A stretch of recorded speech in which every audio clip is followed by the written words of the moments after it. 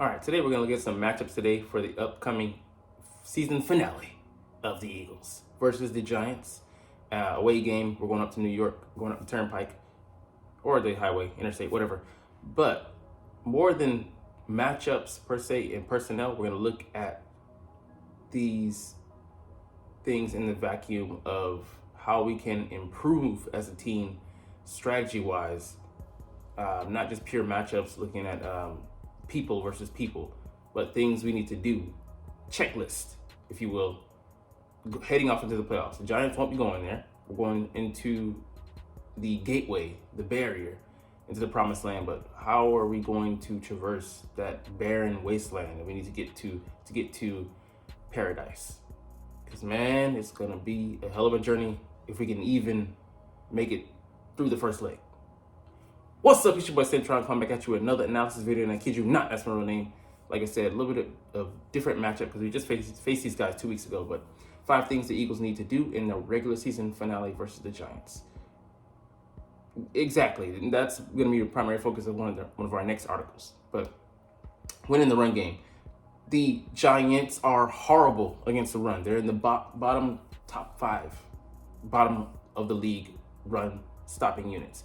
And what did we do against them 2 weeks ago? We mostly, went with the pass game. Same thing we did a week ago in Arizona. Didn't try to slow the game down, make the clock our friend. We're up with a lead. What do you need to be doing? You need to be running the freaking football and committing resources, stratagems to making sure you can do it successfully so that you can shave time off that clock, minimize the Arizona Cardinals possession time, which is what they did to us in turn, and helping out your defense, which is played way too much this year. Whether they're gassed or not at this point is not a point of contention, but helping them out as much as they possibly can. And you've seen that they're not having the best of days out there, making that a priority. But yeah, I think this is the Eagles and the opponents. You could see we've been outgained 1, 2, 3, 4 weeks in a row, and then here we did it well, but still didn't matter.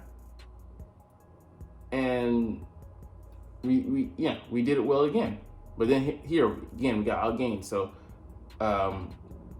it's just it's terrible where our focus is at.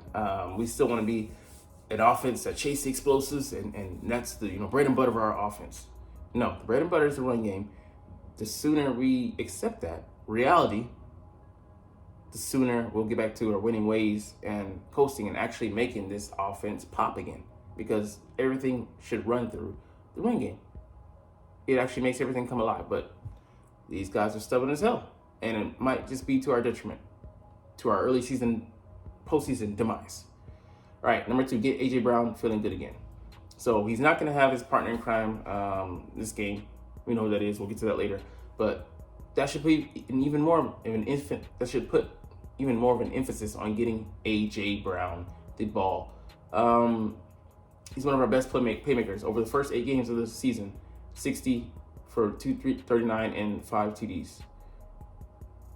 Yeah, Jason Kelce acknowledged A.J. Brown was the offense. And going against those rookie corners last week, didn't give him any shots. We're playing scared, conservative, safe. Just terrible. And yeah, I went over the film review. First play, okay, of course, the numbers don't match up. But the second one, give it to him, or at least give it to Devonta. Or even Goddard. Nope. Didn't take shots. So it's wild that we're abandoning what was successful for us.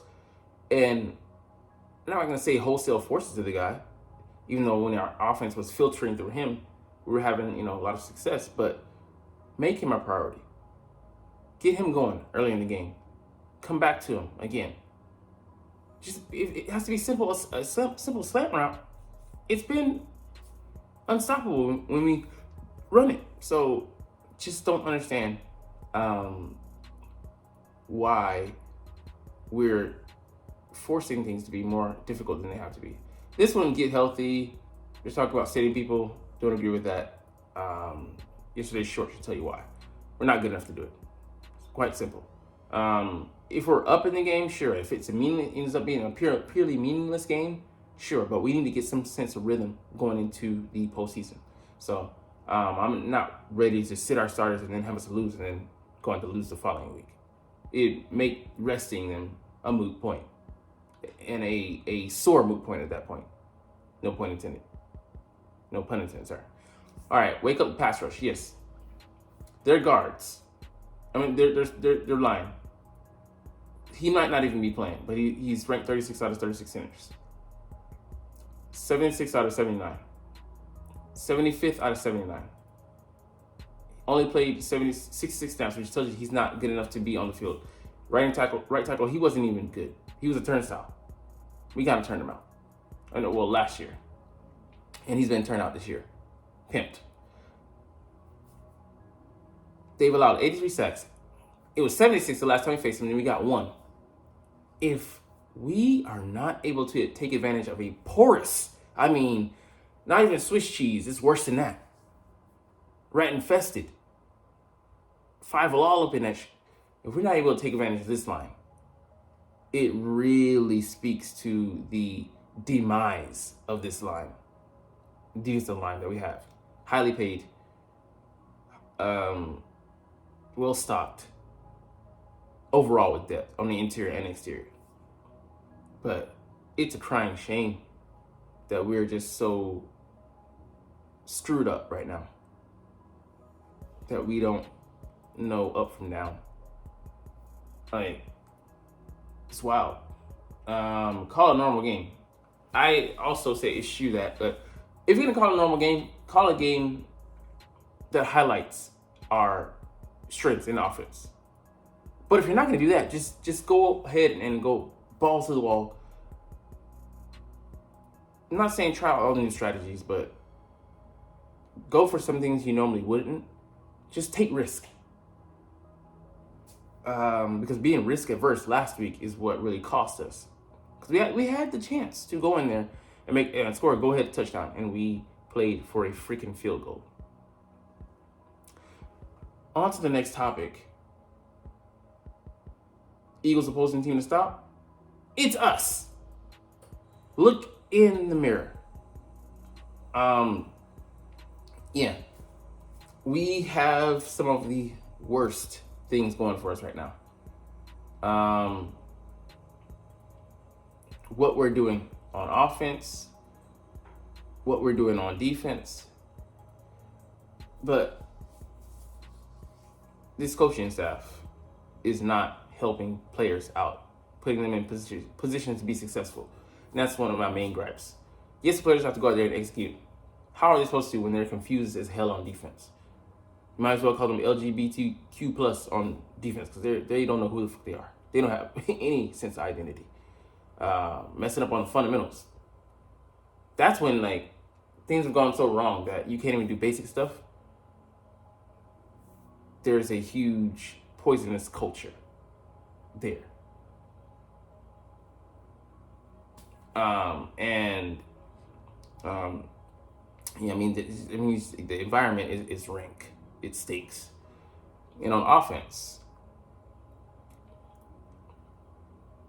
we haven't seen Brian Johnson's offense. Let's be real. This is Nick Sirianni's offense. And it stinks. So whether we can get out of our way, I saw some of the vets doing some different things. They were taking charge, bring the energy in practice, doing some clips. But we'll see, man. I'm not an optimist, not a pessimist, I'm a realist. Doesn't look like this team can get out of their own way. We'll see. Postseason is different. It's a different environment, different place. We did experience it, taste it very well. Almost came away with the doggy bag, but we forgot it at the restaurant, and the Chiefs picked it up. But we'll see. Last thing we'll get into here is the Giants-Eagles injury report. So this guy, Smitty's out, didn't practice all week, not a surprise. Jordan Davis got ramped up, so they were getting him ready for the game. Sam Reddick recovered enough from his illness. He's going to be playing out there. Jordan Davis, can he provide something? Because, I mean, right now he's not looking good, man. Darius Slay, limited, didn't practice on Friday, so he's out. He'll probably be making his postseason debut, his first outing in a couple weeks. Avonte Maddox ranked him up, elbow, it's fine, but I don't want to see him starting. He should be coming off the bench for Bradley Roby. Zach Cunningham, full practice 2 days in a row, so no injury designation. He should be good to go. DeAndre Swift, limited illness, questionable. I'm actually fine if he sits because we could use him next week. Let's go to the Giants side of things. Like I said, their center is questionable to play. Safety is out. I think he's a depth player. Tyrod Taylor limited all week.